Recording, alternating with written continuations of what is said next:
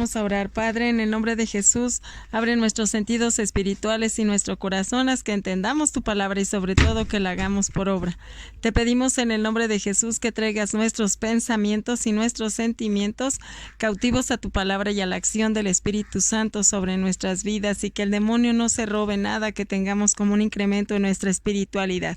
Te lo pedimos por Jesucristo nuestro Señor. Amén.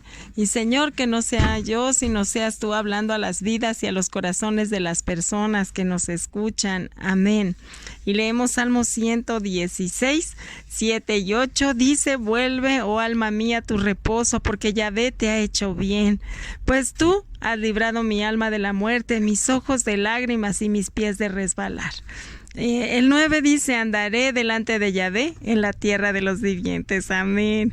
Entonces es como descansa, reposa en tu Dios. De hecho, el día de descanso pues deberían de ser no solo un día, sino son todos los días, pero no es de no hacer nada de trabajo, sino es más bien no esforzarse porque Él pelea nuestras batallas. Entonces es descansar en Él todo lo que nos está causando ansiedad, estrés, todo lo que nos agobia, es descansar en Él todo, ¿verdad? Y por eso dice: tú has librado mi alma de la muerte, mis ojos de las lágrimas y mis pies de resbalar.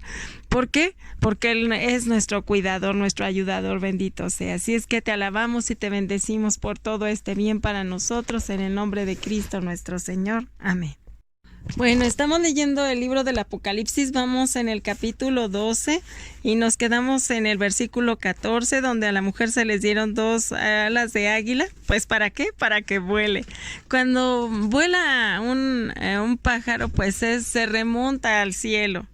Y dice que va al desierto, y saben, para los hebreos el desierto es donde Dios habla, porque allí nada nos distrae. Entonces, pues sí, son épocas, digamos, difíciles, pastosas, se pudieran así decir, ¿verdad? Una persona que conozco es como cuando masticas gabazo, ¿verdad? Que no te gusta. Entonces, así es difícil vivir en un desierto, pero se aprende muchísimo, o sea, se madura muchísimo. Y dice: donde es sustentada por un tiempos y la mitad de un tiempo. ¿Qué quiere decir? Que por todo este tiempo Dios ha sustentado y sustentará en los desiertos a quien le busca, bendito Dios. Y bueno, en el 15 dice: y la serpiente arrojó de su boca tras la mujer agua como un río, para que fuese arrasada por el río. Pero la tierra ayudó a la mujer, pues la tierra abrió su boca y tragó el río que el dragón había echado de su boca. Entonces el dragón se llenó de ira contra la mujer y se fue a hacer la guerra contra el resto de la descendencia de ella, los que guardan los mandamientos de Dios y tienen el testimonio de Jesucristo. El dragón ahora pues presenta un nuevo ataque, ¿verdad? Que no es la fuerza física. Entonces ahora es meter a la iglesia en el error, el engaño y la falsa doctrina. Y cuando dice que la serpiente echó de su boca tras la mujer agua como río a fin de que fuese arrebatada del río, pues entonces vemos como Jesús dice, ¿verdad? No solo de pan vive el hombre, más de toda palabra que sale de la boca de Dios. Entonces esta palabra la compara en varias ocasiones en la Biblia en agua, ¿verdad? Entonces, por ejemplo, cuando va con la mujer samaritana de Juan 4, dice: si conocieses el don de Dios y quién es Él, el que te dice dame de beber, tú le pedirías a Él y Él te daría agua viva. Es Juan 4:10. Y bueno, entonces de la boca de Dios y del Señor Jesús brota el río que lleva a la vida eterna. Mas en esta profecía tenemos que el dragón echado de su boca agua como de río, ¿verdad? Entonces no es agua viva, sino de muerte. Y entonces lleva el propósito de arrebatar a la mujer, trastornarla, perjudicarla y desviarla del buen camino. Y entonces pues esto quiere llevar a la humanidad a que sean pues ahora sí ahogadas en ese río de maldad, ¿verdad? Y entonces vemos que también en 2 Corintios 11, del 13 al 15, nos dice San Pablo: estos son los falsos apóstoles, obreros fraudulentos, transfigurándose en apóstoles de Cristo. porque el mismo Satán se transfigura en ángel de luz, así es que no es mucho si sus ministros se transfiguran también en ministros de justicia, y pues todo se verá conforme a sus obras, ¿verdad? Entonces vemos que pues es fácil ver si las obras de la persona que lo está diciendo pues no son las correctas, entonces pues no llevan una buena enseñanza. Y entonces, bueno, contra los intentos de Satanás, ¿verdad?, de los que son fieles a Dios, se llena de ira en contra de la iglesia y entonces arremete en contra de los discípulos del Señor, ¿verdad? Estos discípulos que se han levantado en estos últimos tiempos y que pueden ser identificados. ¿Por qué? Pues porque guardan los mandamientos y tienen el testimonio del Señor Jesús, es decir, se comportan lo mayormente parecido al Señor Jesús. Y entonces aquí pues son hijos de esta simiente de la mujer que es perseguida por Satanás, ¿verdad? Y entonces están viviendo de acuerdo a lo que Dios quiere que se viva. Y bueno, de tal forma que tenemos que ser lo más cumplidores de la ley posible.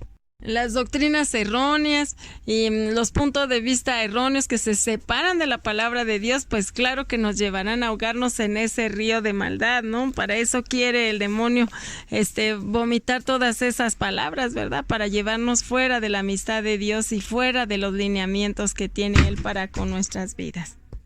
Y bueno, ahora sigue el capítulo 13 y dice: me paré sobre la arena del mar y vi subir del mar una bestia que tenía 7 cabezas, 10 cuernos, y en sus cuernos 10 diademas, y sobre sus cabezas un nombre blasfemo.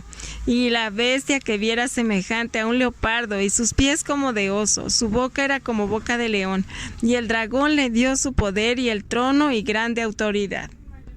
Bueno, tenemos que considerar varias cosas de esta bestia, que se parece muchísimo a la que narra en Apocalipsis 12 del 1 al 5, ¿verdad? Y entonces vemos que es una bestia de 7 cabezas, 10 cuernos, que sube del mar, que es de color bermejo, que posee un cuerpo semejante a un leopardo, que tiene pies de oso, boca como de león. Está lleno de nombres de blasfemia. Estuvo a punto de devorar al hijo que nació de la mujer vestida de sol cuando ésta dio a luz. Lleva sobre sí misma una mujer ramera y recibió de parte del dragón su trono, su poder y grande potestad. Entonces vemos que podemos identificar esta bestia primero como un reino, ¿verdad? Entonces, pues es un reino como así lo narra en la profecía de Daniel 7:23, que dice: la cuarta bestia será un cuarto reino de la tierra, en la cual será más grande que todos los otros reinos, y a toda la tierra devorará y la hollará y la despedazará. Entonces, bueno, estamos viendo que esta bestia es muy parecida a la profecía de Daniel que les acabo de leer. Vamos a quedarnos aquí, mañana continuamos con este tema tan interesante. Vamos a orar. Padre, en el nombre de Jesús, te damos gracias, te alabamos y te bendecimos, porque ahora vamos a descubrir cosas del anticristo, de la bestia, del falso profeta, que son muy importantes de identificar, porque en un tiempo futuro, no a mucho tiempo, iremos viendo en el escenario social y político en nuestro mundo. Así es que te damos gracias porque estamos teniendo noticias de ellos y no por ello tenemos que menoscabar todas esas palabras que nos has dicho, ¿verdad? Que es bienaventurado el que lee este libro, y así nos consideramos bienaventurados, felices, porque estamos teniendo noticias de lo que va a pasar en nuestro futuro. Bendito y alabado seas por eso, en el nombre poderoso de nuestro Señor Jesucristo. Amén.